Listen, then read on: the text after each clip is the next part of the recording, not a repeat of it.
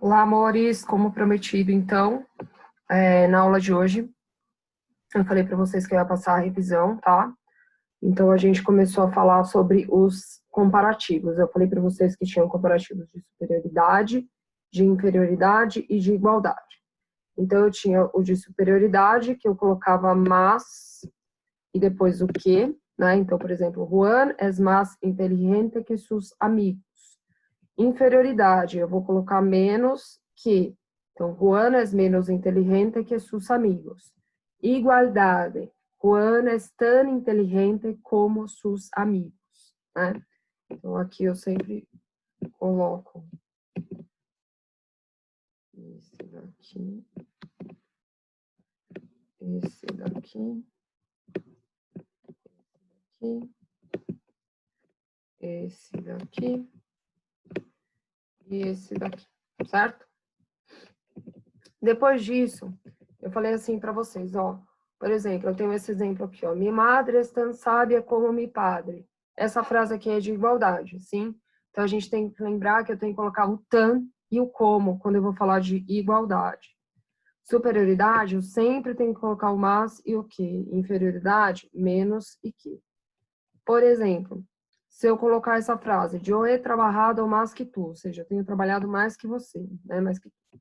Essa frase, ela está no comparativo de superioridade. Mas se eu quero passar para o comparativo de inferioridade, eu vou colocar yo he trabajado menos que tu. Tá bom? Por último, eu falei para vocês do tempo verbal de futuro, né? Que é justamente o yo mais o verbo ir, mais o a e mais o verbo principal. E lembrando que esse verbo yo aqui, no caso, é o pronome, né, gente? Eu coloco aqui pronome. Esse ir eu tenho que conjugar. Então, é por isso que eu coloco yo voy, tu vas, ele va, nosotros vamos, nosotros vais, ellos, ustedes van. Depois eu coloco o a e depois eu coloco o verbo. E aí eu coloquei estudar, viajar, trabalhar, salir, jogar, tá?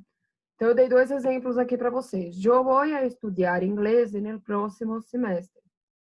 Ou seja, eu vou estudar inglês no próximo semestre.